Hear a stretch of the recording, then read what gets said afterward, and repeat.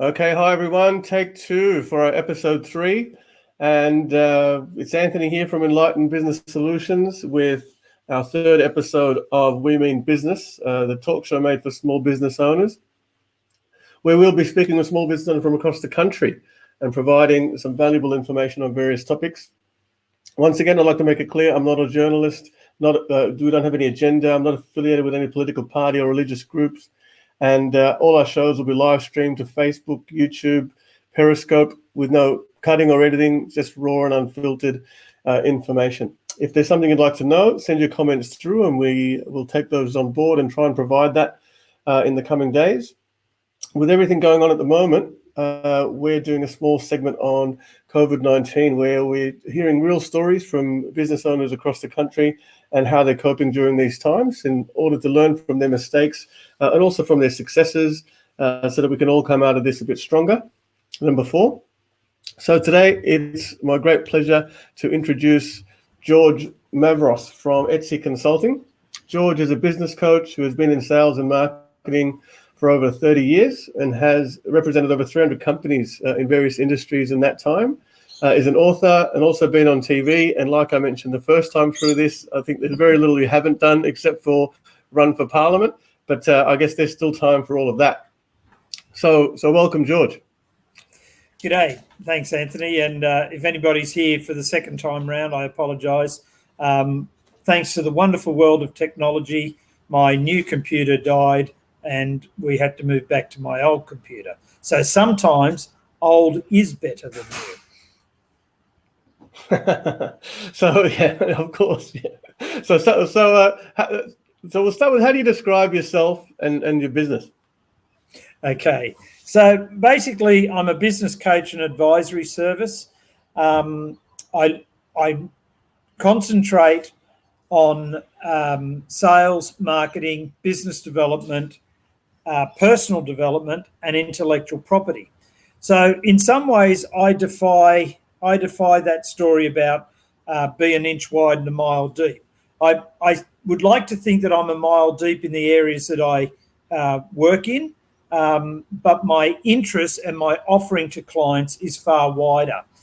I was introduced by a very good friend of mine about 7 or 8 years ago as the man of many hats. And he said, it's not about what George can do, it's about what you need done. And so I've sort of adopted that that was Dimitri Greco from BusyNet.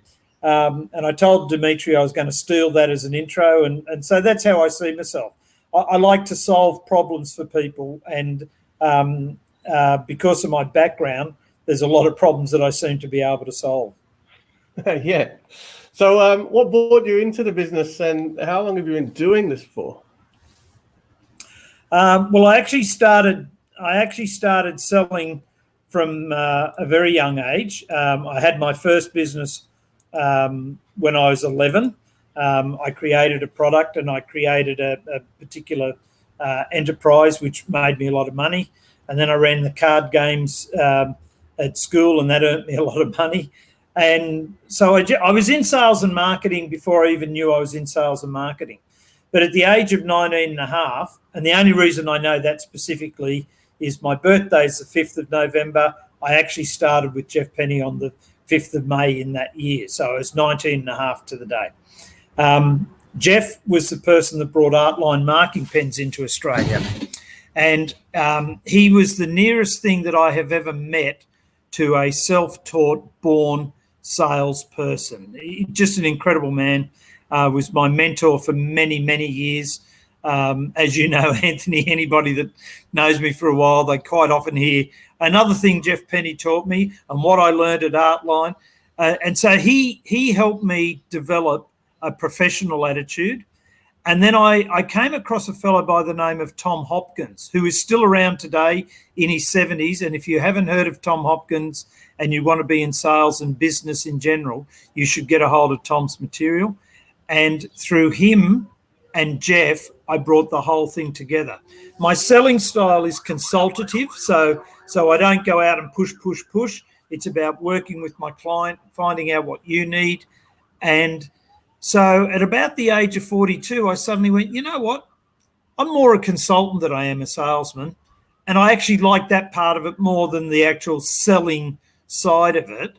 And so I committed myself to the sales and the business development and the coaching and if you like, bringing on other people and giving back to a profession that served me so well for so many years.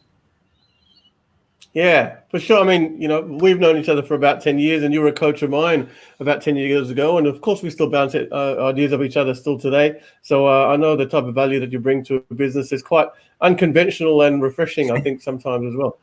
But you've done the 2 books so far, and they're both really different. What was your purpose when you were thinking about each of them? Well, the first one I did, which I will do without any shame, a plug. It's called "Hey, Look What I Made. What Do I Do Now?"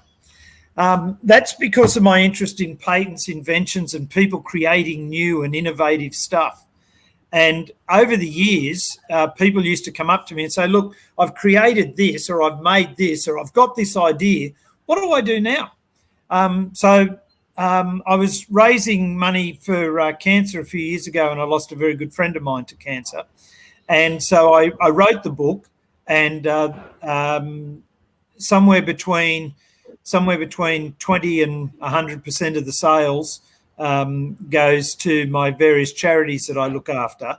Why I say it varies is because normally when we're selling the books, normally I will always donate a percentage to charity, but somebody might have an event on and I'll say, "Look, let me come and do a talk. All the book, I'm there for free. Anybody that buys a book, 100% of the profits just goes straight to you." So I use it as a fundraiser, but there's a section in the book that's called Funny Sayings. And I apologise ahead of time because I have to say it exactly as I tell people. So I will meet people and they'll say to me, "Oh, have you got a business card?" And I say to them, no, I don't actually, because I, as you know, Anthony, I don't carry a lot of business cards, but I quite often have a copy of my book. And so I'll say to them, "Look, I've written this book. There's a section in the back here that's called Funny Sayings. Have a read of that. If you're reading that and you think I'm a dickhead, don't ring me. If you're reading that and you like the way I think, you should probably ring me. Don't worry about the front end, but if you like the way I think and talk, give me a call." Now, what that's done for me over the years, it's pre-qualified people, because if they ring me back, they like the way I think. And I've never had anybody that's rung me back and not become a client. So its purpose is to raise money for my charities, but it's also a wonderful business. It's a 12,000 word business card and a great qualifying tool. And the success of it, one client I met about 8 years ago so far has earned me over $400,000 in fees doing patent work, consulting work, solving problems in tribunals for him, doing all sorts of things. So well and truly paid for itself for me, and well and truly earned a lot of money for the charities. The other book is called Never Fear a Salesman Again. That's the one that actually got me on Channel 9 a few months ago. And the reason behind that is that I'm very proud of being a salesman, and I think the sales profession is fantastic. A lot of people think only people that sell products or services are salesmen. Some of the greatest people in the world at sales are teachers and parents. And if you stop and think about it, who wants an audience that has the attention span of a gnat, has got 55 other things to do, and now with games a lot more, has no understanding of what algebra is going to do in their life, and you've got to stand up in front of 40 of this lot and convince them that learning about algebra and what happened in 1066 is going to do you value later on. So teachers are some of the best teachers in the world. They're some of the best salespeople in the world. And if it wasn't for our parents, seriously, how many of us would have gone to school? How many of us would have done our homework? How many of us would have gone to bed early? So if you can't sell, you can't communicate. But over the years, it's always upset me, almost on a weekly basis and sometimes a daily basis, where I hear about people getting ripped off by the shonks and the sharks and the piranhas. And so never fear a salesman is to teach the average person the tricks of the trade, because if I can teach you to be a better buyer, it'll push out the dud salespeople. And also, I'm hoping that will take me into speaking engagements more. Yeah. No, they're both good books, and thank you for gifting some to me for Christmas as well. I've handed them around. So with the current environment, so I guess I'll know some of the answers to these questions, but in your own words, what do you make of the current COVID-19 situation, and how has your business changed as a result? So as you know, I'm involved in a few different enterprises, but in the coaching business in particular, numbers of my clients just lost their business. One chap that I have as a client, he goes around to pubs and clubs and he cleans out the lines from the keg all the way up to the tap. So once they shut down every pub and club, his business just disappeared overnight.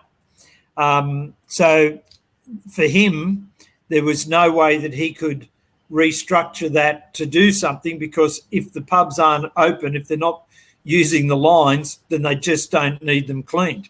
So we talked about a number of things, and he managed to get himself a job. So he just went straight into getting a job. The employment he's got, they know that he's there as a just to get him through the COVID thing, but that's cool. They're happy, he's happy. And when we start to see the clubs open up and the pubs open up again, we've got a new package which is going to be a spring clean offering. So what he's going to do is he's going to go back to all the clubs and say, look, just before you open up, let me come through and let me clear those lines out for you and get them up and running. Now, he's already got about half a dozen people ready to go on that as soon as we want to open the door. Well, good result, yeah. With my own business, a lot of my consulting and coaching is being done through Zoom. I'm having a lot more Zoom meetings now than I ever did before. I'm not having the coffee chat. So the QVB building in Sydney, where I used to do a lot of my meetings with people in the city, poor old Salini's on table 13. That's my city office. They're missing out on some business. And as you know, there's a number of places in Parramatta I go for my coffee chats. So a lot of the work has been done that way. With some of my clients, they've remaneuvered and repositioned themselves. One of my businesses, I help inventors, as I said, and we generally market to people that have just filed a provisional application. So that's at the very, very beginning of their journey. That's a 12-month period, and then you go to stage 2.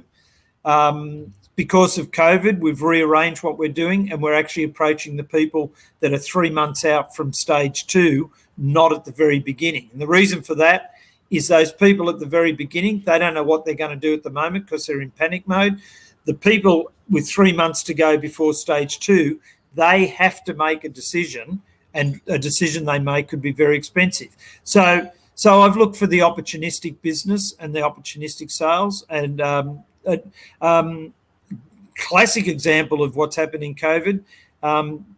You've probably seen there's numbers of breweries that are making, or distilleries that are making alcohol and things like that. Alcohol's crashed, no business there. There's a company in Adelaide that swung over to make sanitizer and hand sanitizer, went live on, took their business to the internet, sold 4,500 bottles in the first 45 minutes that they went live. So it's that the new buzzword of pivoting. I like to just call it the old word of adapting. Yeah, there's some good stories there. I guess I'm getting a little bit of information about what I can do different as well. I mean, you've told me a number of times that you think one of my books would be an interesting read.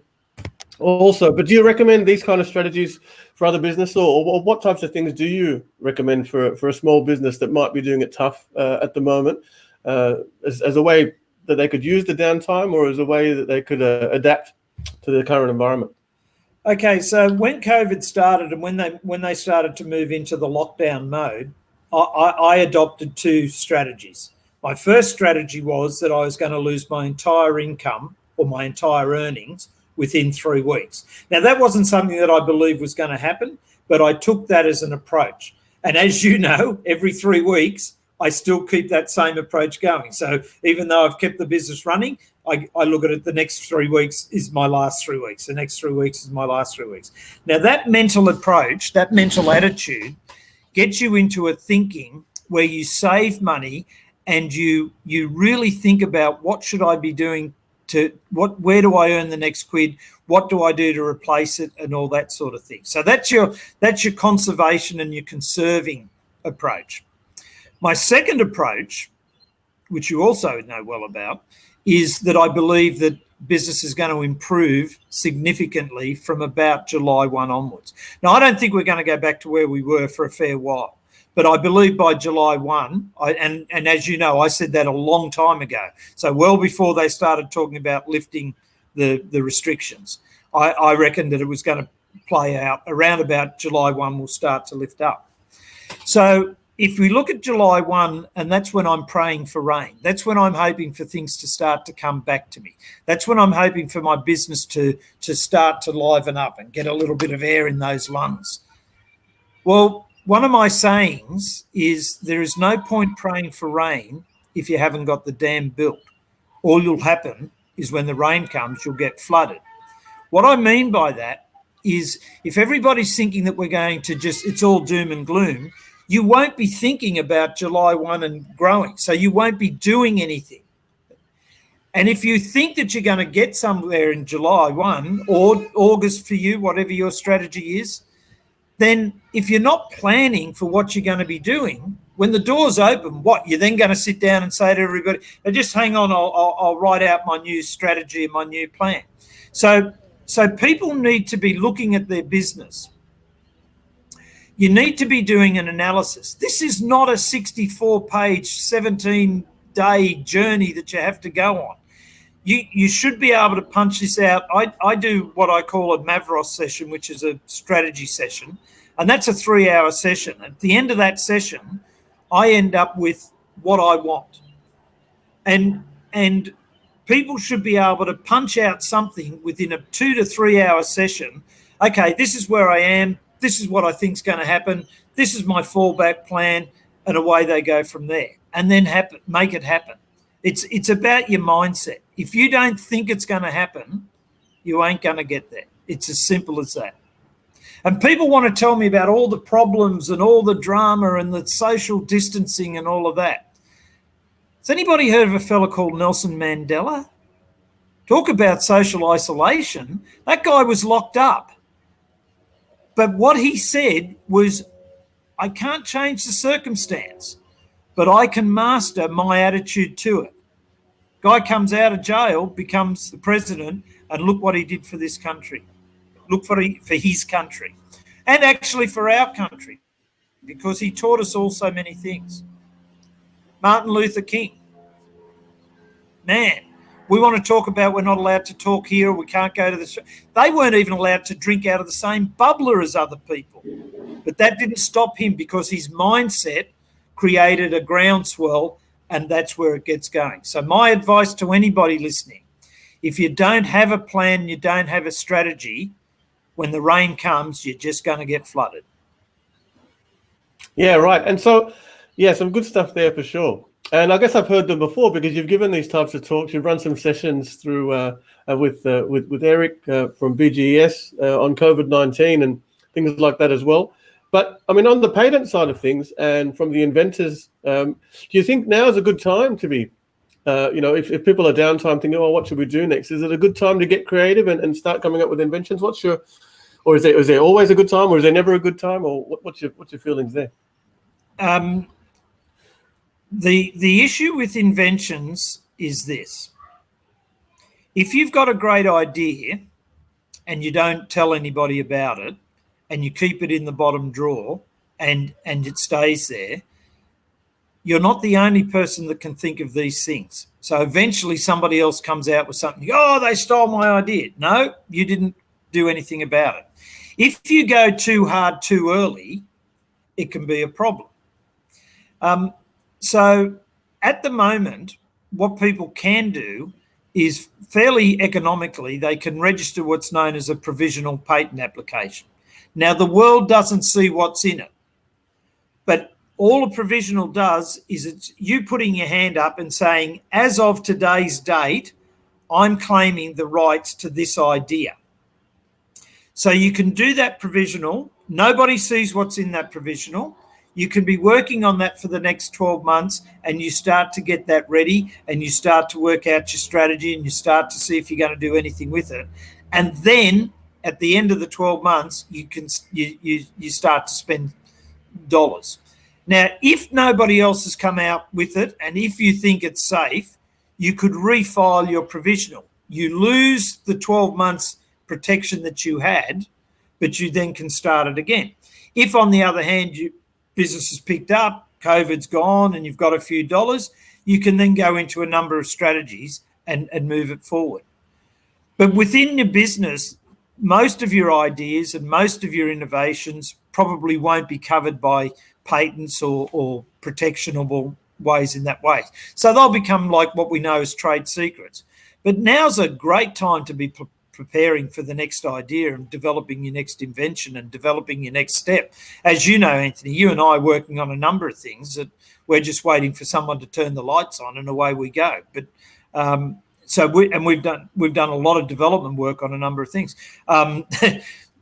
Despite the fact that we had a bit of a hiccup this morning, this show has been something that started from you and I doing Zoom meetings, 2 months ago? And we've gone all the way to you moving into this area, and you and I talking about other shows, and Eric and I doing our meetings and things like that. So evolution can't happen unless there's a starting point. That's stagnation. Yeah. So if there's no starting point, it's stagnation. If you get a starting point, that's evolution and development. So you've got to, I always say to people, if you didn't do something about it yesterday, the next best time is today. Yeah, some good stuff. So where was I going to next? I guess you've got some tips. So tips going through. That's come to me. That's where I wanted to go. So in the past, you've helped me sort of negotiate, some curly situations. It seems like I can come to you with any, sort of problem of mine, whether it's business or outside of business, and you either have the answer or know how to solve it, or you'll pick up your phone and within a few minutes you'll put me in touch with the person that can. So, I mean, if there's businesses that are going through some of those situations, might be a bit concerned about cash flow and some of their liabilities and things like that, what type of advice do you have for them? And I know you're probably able to help a lot of them too by negotiating, but what type of advice would you have for them? Well, for a start, I never seek advice from somebody that knows less about something than me. When I was raising my 4 children, and I'm now in a situation where they're all off my hands, they're in their 30s. My grandson is now 21, and I've got 2 lovely granddaughters. I always asked somebody that had children longer than me, not people that had gone and done the TAFE course or just come out of university and have a piece of paper. Now, I'm not knocking those people, because you've got to start somewhere. But if you've not had life experience, if people have not actually had skin off their knees, they don't know what that feels like. So, number one, the advice that you get should be from people that have the experience in the area that you want to talk. Life experience, not textbook experience. As you know, Anthony, my training courses, my one-day seminars and all of that comes from my life experience. Yes, I have a grad dip from university, but I have an MBA in life. So that's my value to the people. my mentors, my advisors are people that eat, sleep, and drink the particular area. So number one, find somebody that's got skills and knowledge and experience in the area that you want to be in, or the problem that you need solving. Find somebody that's actually commercial in their thinking, not technical. Now, I'll give you an example.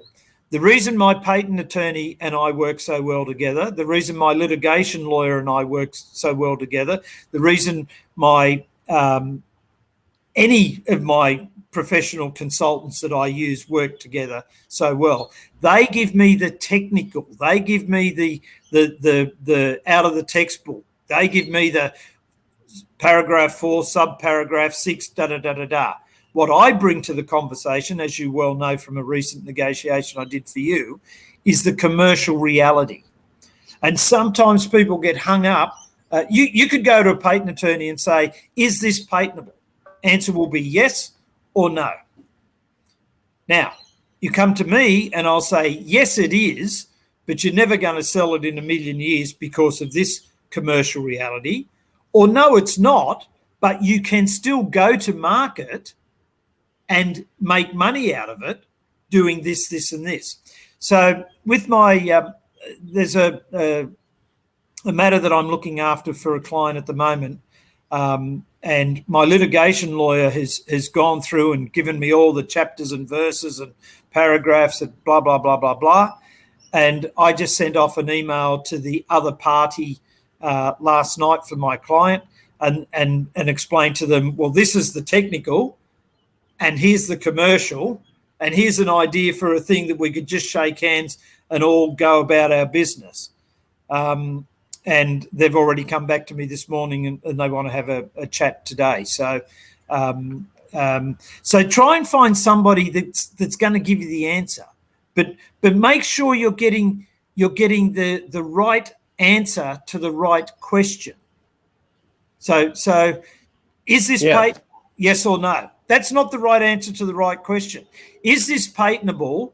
Yes or no? And whatever answer you give me, can I do something with it? And is it commercially viable? Now you've got a series of the right questions with hopefully you get a right answer. Yeah, and fantastic. The one expert that I can guarantee your listeners is absolutely 150% wrong is the arm bending expert. And they're the ones that you meet at the pub. And Jimmy's good at drinking beers and skewies, and he can tell you how to fix your marriage. He can tell you how to fix the patent. He can tell you how to fix this. And all they are is an arm bending expert. They're not a professional. And if you think professionals cost you money, wait until you deal with an amateur and see how much they can cost you. Yeah, that's good advice. I think I've used that line in one of my presentations as well.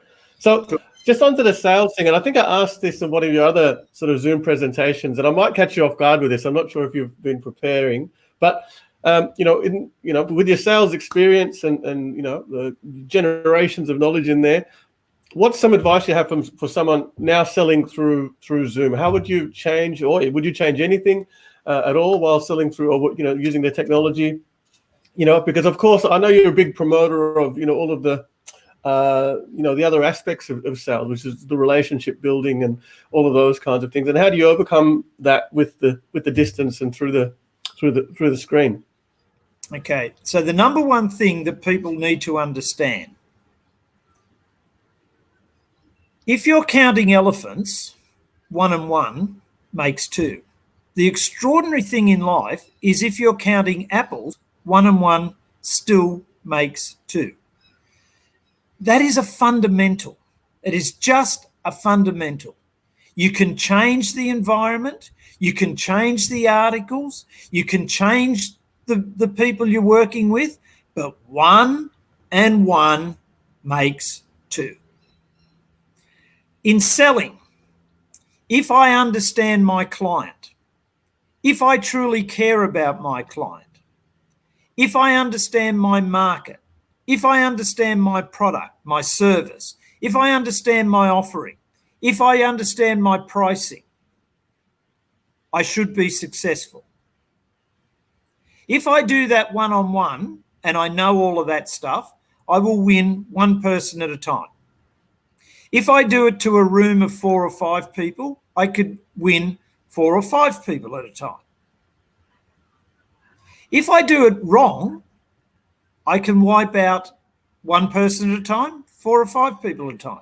The only thing that online does, whether it's being e-marketing or whatever, it allows you to be competent with a whole lot more people at the one time, like whoever's watching us now, or incompetent with a whole lot of people at the one time. So there's people that are watching this that like me, and there's people that are watching this that maybe don't like me. The difference between this and when I go down the street and meet one-on-one is I have that same impact, but I do it on a broader base. If you do not understand the basics of sales, you will not succeed online. If you don't understand about looking after your customer, if you don't understand about pricing to make a sufficient margin, but not so big to allow your opposition to come in, you won't succeed online. You'll have a blip and a gone. Right? Relationships are relationships. Now, this medium makes it a bit harder. But the one thing that I liked, and when you asked me if I'd come on to be interviewed, the thing I like about this, just like we saw this morning, yours is raw, yours is natural. So whoever's watching you and me, this is who I am, this is what I stand for. And if that doesn't suit, that's okay, walk on by. But if it does suit, then you know what you're seeing now from Anthony and George is real. And that's who we are. We don't pretend to be somebody that we're not. You know, this business about fake it until you make it. Let's have a look at that. Fake it until you make it. Pretend you can do this until you can do it. Who the hell wants to start a relationship with somebody that starts off by lying to you? Yeah, I don't. And that's why, you know, I am a bit of a roughie. I come from Fairfield and I'm proud of that. I'm a Westie. I went from Fairfield, which is western suburb Sydney, to Northbridge, which is upper class, upper shore, at the age of 9. But I never forgot where I came from, and I never forgot the people. I'm me. So I don't talk with a plum in my mouth. I talk as I talk. And if you like the way I talk, fine. I had a business partner once, and this is a true story, not an exaggeration. Back in those days, we didn't have the internet, and we didn't have, I don't even think we had email in those days. So Gavin would write these wonderful letters to a prospective new client. And good morning, Mr. Pinto. I noticed your product, blah, blah, blah, blah, blah, blah, blah, blah, blah. You could hear this plum in his mouth, and it was very refined and all of that. And I used to write letters to people.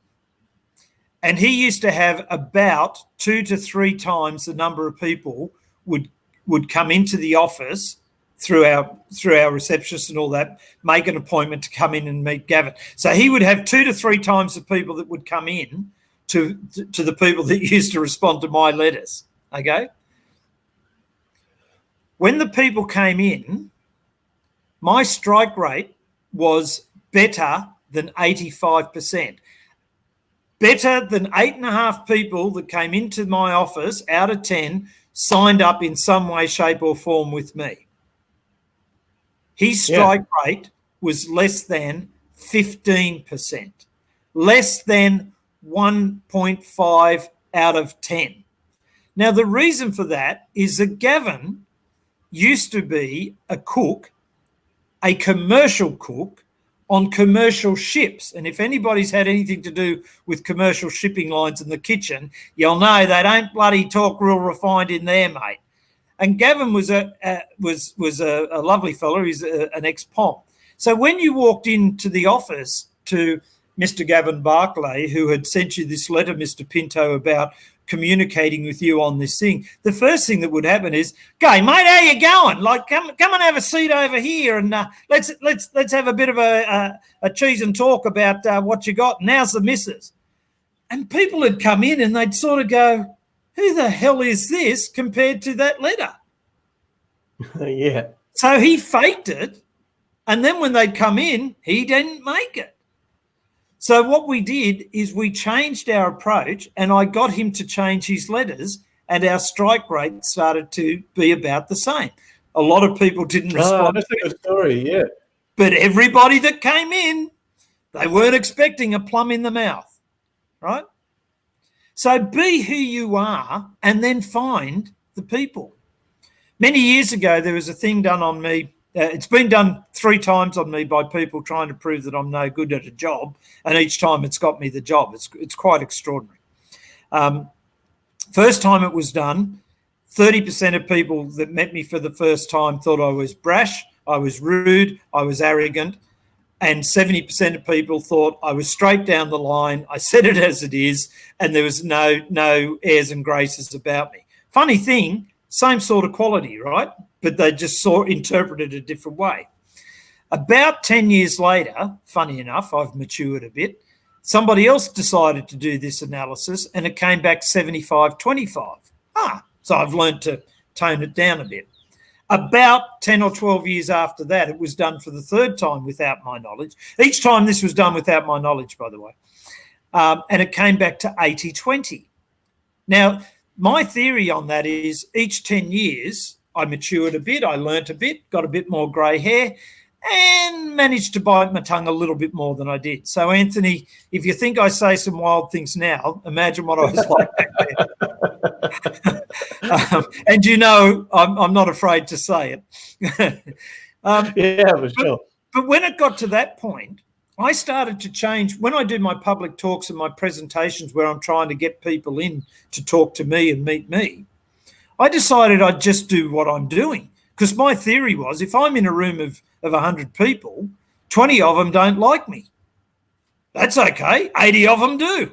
So I'm not trying to win the 20. I'll work with the 80. Yeah. Stop and think about it. Stop and think about every one of you listening to this right now. If you think you have to be the same as me or the same as him or the same as her, why do we have 12 different coaches in football? Why do we have 12 different coaches at the top level of basketball? Why do we have 450 different places where you can get mechanical services done on cars? Why do we have so many different accountants? Why do we have so many different anythings? Because one size does not fit all. So be who you are and then take it to the market. I don't care whether that's face-to-face in a room full of 5 to 500 people or on the internet. Just be who you are. Yeah, that's great. Really good advice. I mean, even as I've heard a lot of this from you before, I think, but even as I'm hearing from you again now, it's like, internalizing a lot of it, going, I think I can improve some things in what I do for sure.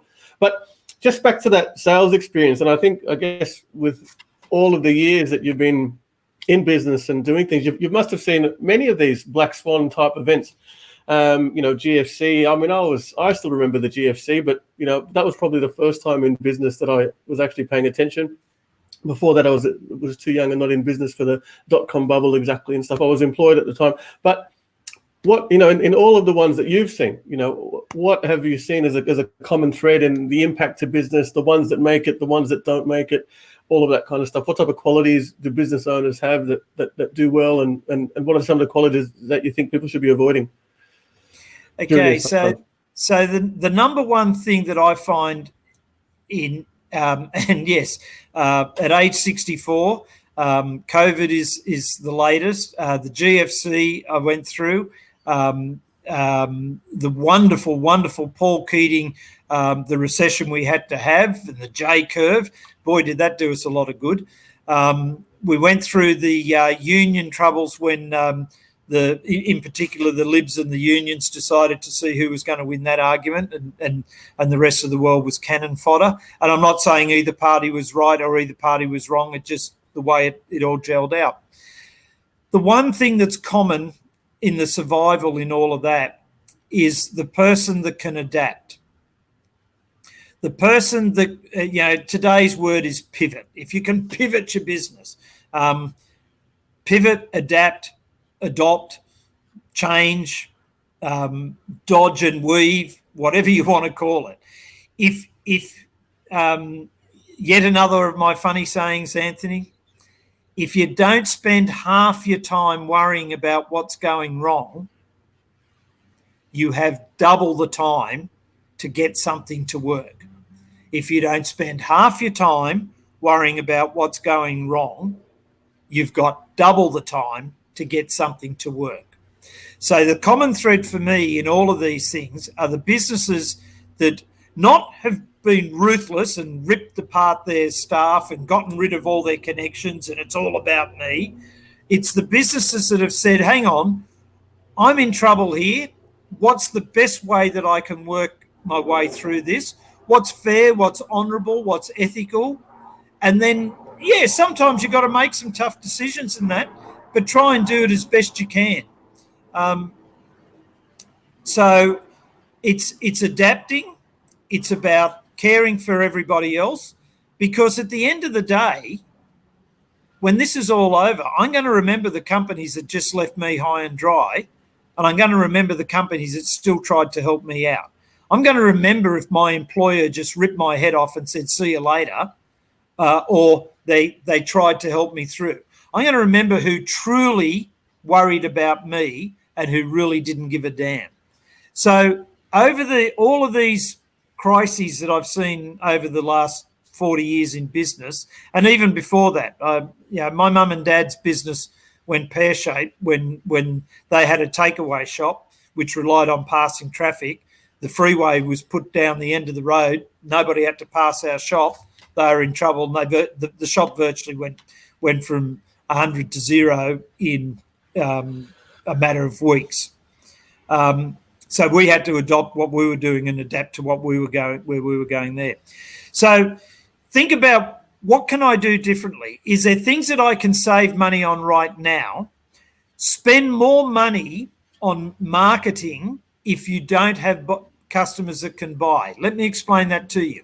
If you have a product or a service at the moment that you can actually sell and people have money to buy it, then spend less money on marketing, more money on advertising. I'll explain the two in a minute.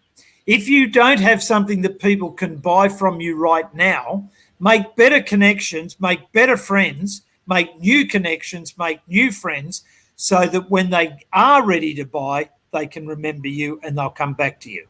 So what is the difference? Marketing is about, if you're thinking about a service or a product, come and see me because I'm the best at this particular service or product. Advertising is about selling something that they can buy right now from you. So when times are tough, if you've got something that people have to buy and need to buy and will buy at the moment, do advertising. For example, we got the best tomatoes in town. I got apples 6 for $1. I've got the lamb chops. I've got this. I've got that. Come in today and buy your food from me today. This is a deal for me today, right? Yeah. Now, at the moment, probably promoting a trip to Bali or a cruise on an ocean liner. If you're going to spend money advertising right now, you might as well just go and get that sink, just pull the sink away, take the tap, put it down the tap hole, and away you go. The sink hole, sorry, not the tap. So you would be better off saying, hey, listen, things will get better. And when all of this is done and you're thinking about taking a trip somewhere, just remember, XYZ travel agency, we do experiences. We will give you a trip and an experience that will help you put all of this behind you better, faster, more economically than all our competitors. Come and see us when you're ready. That's the marketing. Okay? Yeah, I'm sold. Yeah. That's great. So we've got a business at the moment. where we sell what are known as changing places pods, and they're for people with disabilities that are severely disabled in wheelchairs. These things have a hoist in them. They've got a toilet, a shower, a sink, a change table. So these are people that are taken somewhere by their carer. And what happens is, yes, you've got disabled toilets, but some of these people are so disabled in that sadly they will soil themselves, so they need to be changed. You can't do that in a disabled toilet. You need a changing places pod. So we're selling those, and we're hiring those out to organisations at the moment. And we've got a business that's increasing because there's a lot of people that are disabled in hospitals that they want to get them out of hospital and get them to home, but the bathroom doesn't work for them. We have a portable ensuite, so we're leasing them out. So that's what we're selling at the moment. What we're marketing at the moment is the other side of our business that does building and access ramps, and so people that want to come to your business or your home or whatever, and they need an access ramp to get in. There's not a lot of people visiting a whole lot of places at the moment, so there's not a lot of access ramps being installed. So that's what we're marketing at the moment. When you're ready to get an access ramp, come and see Australian Ramps and Access. Now, there is one area that business is growing in, and that's in education and government departments, because they're trying to do stimulation and get projects going and all that sort of thing. So we're selling the ramp services and the ramp range into education and government departments. But we're marketing those services to the broader consumer or the broader market for us. So understand, should I be advertising today or should I be marketing today? Now, some meetings I could be just marketing. Some meetings I could be advertising. And in some cases, you could do a little bit of both. But think wisely about where you're spending your dollar. Who are you talking to? Why are you talking to? Where are you talking to them? When are you talking to them? And what are you talking to them about? That's what you need to be thinking.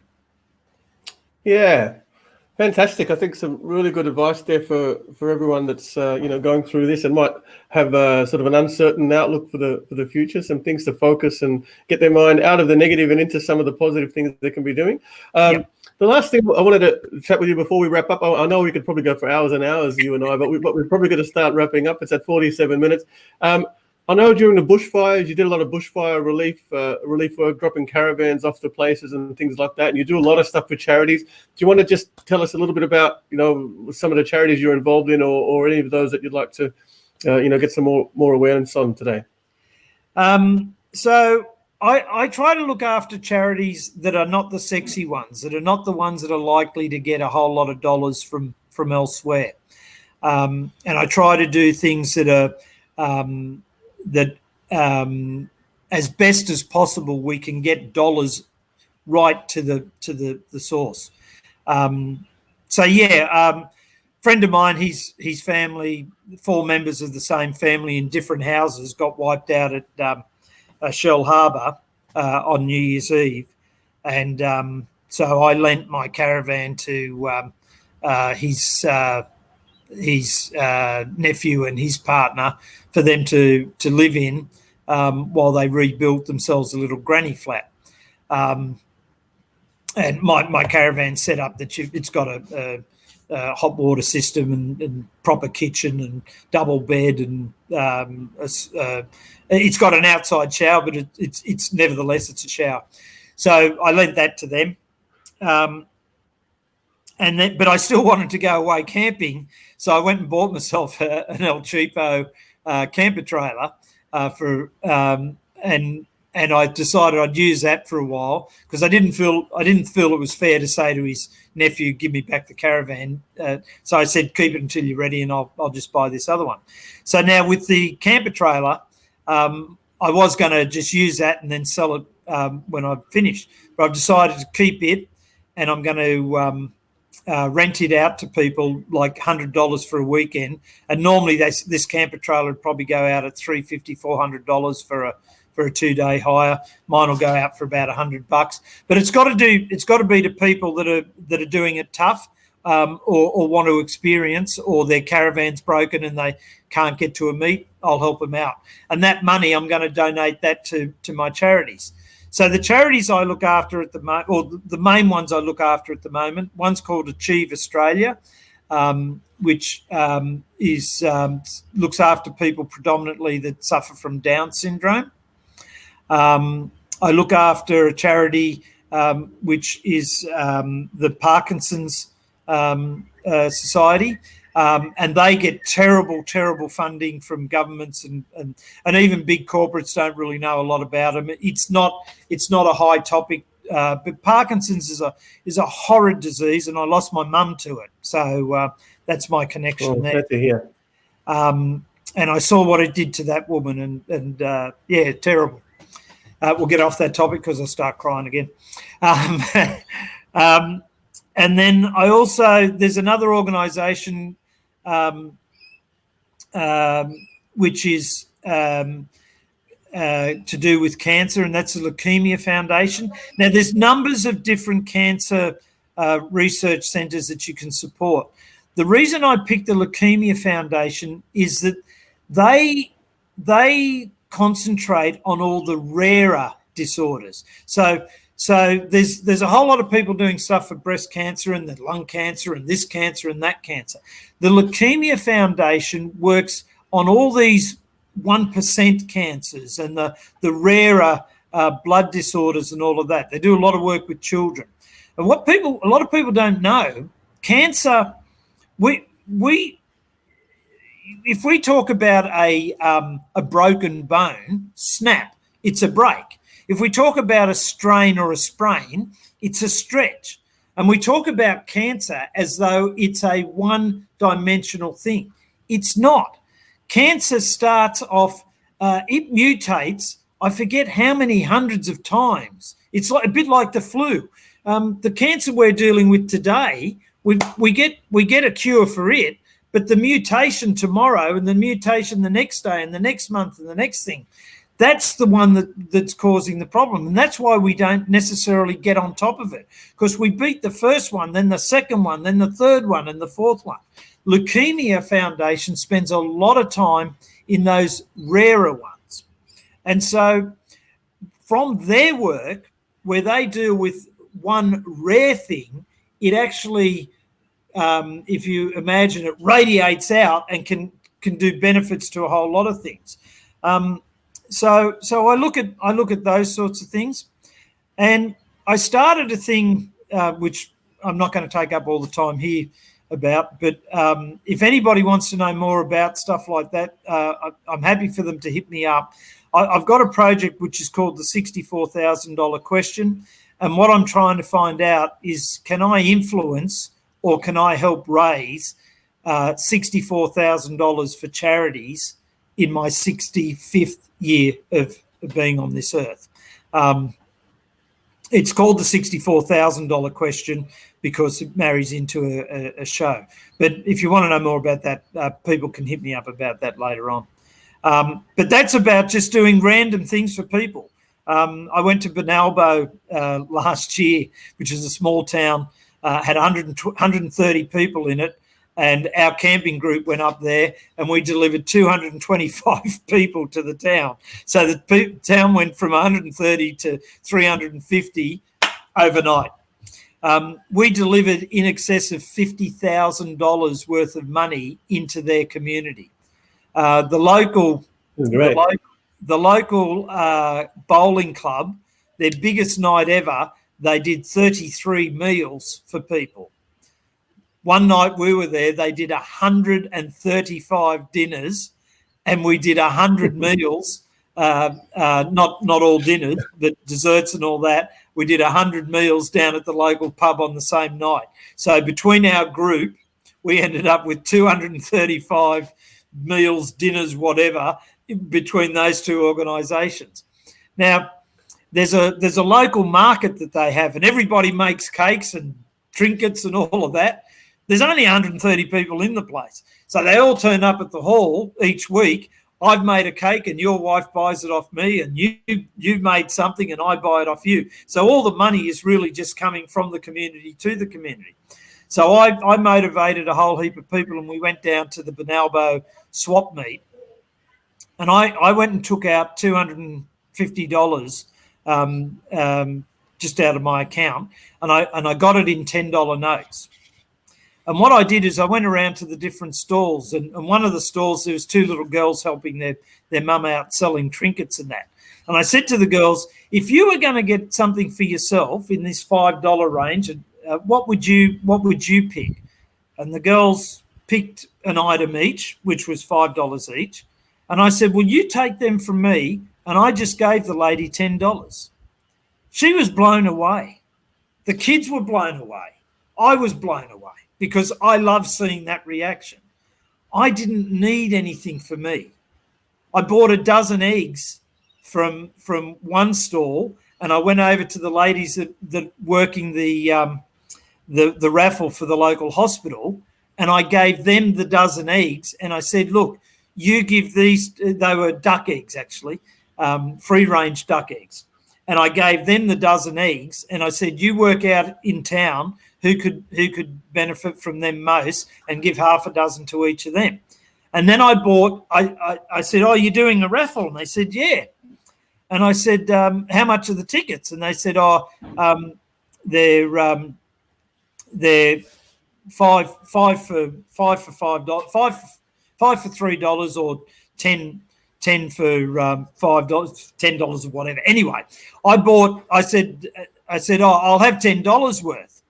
So they said, oh, okay, fair enough. Would you like to fill in that? And I said, no. And she looked at me and said, what? I said, no. She said, well, you've got to fill the tickets in. I said, no, I'm not doing that.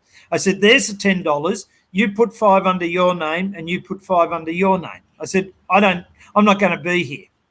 Now, the reason I do it, the lift that you give to those people, the joy that you see on their face, it's unreal. Every single person that I know, if they each just gave $10, we could raise money like there's no tomorrow. To get to $64,000, I need a few people here to take that story and come up with your idea. And you multiply it out, $10 each by $10 each by $10 each. That's it. Thank you for letting me share that, Anthony. Yeah, no worries. No, it's a great story, and I think that's why we've always got along with sort of similar mindset and sort of business attitude and aptitude in that way. So, look, once again, really sorry we've got to wrap this up. We could go forever, and I think we'll get you back on in a little while as well to share some different things, because there's lots of information and with your experience there. So, everyone, thanks for tuning in today. And I hope you've got some good information about, the difference between advertising and marketing, working on your strategy, building the dams before the rain comes when we all get lifted. If you've got some ideas and that you'd like to, consider patenting, or if you just want some general advice on running your business, you know how to get in contact with George. He's here to help. So once again, if you like these types of conversations and find some value in them, please be sure to like, subscribe, comment, share this around, invite some other people to join the conversation. We'll be running one every day until we run out of people to talk to, but at the moment there seems to be no shortage. Apologies for the little hiccup we had earlier today. That's just technology. We'll work on those for future as well. Tomorrow, once again, we've got Jenny Godfrey from Concept Designs on the northern beaches of Sydney, and she'll be talking about how her digital marketing business has been helping businesses do well on the marketing and advertising side as well. So we hope to sort of wrap that up. All right. With all of that being said, thank you for joining us. We'll catch you all tomorrow. Thanks, George. Thanks again. Thanks, mate.